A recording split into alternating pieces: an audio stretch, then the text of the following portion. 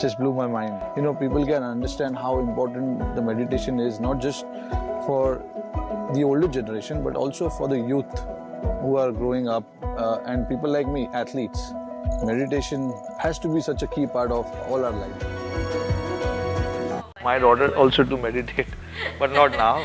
She's too young. And how often do you meditate to begin with? I do it on the field. Okay. I do it in the dressing room and in the hotel room when I am there, and in fact in the flight as well. Since I've been doing this meditation, it's kind of, I could understand what the situation is, and I would just go with the flow.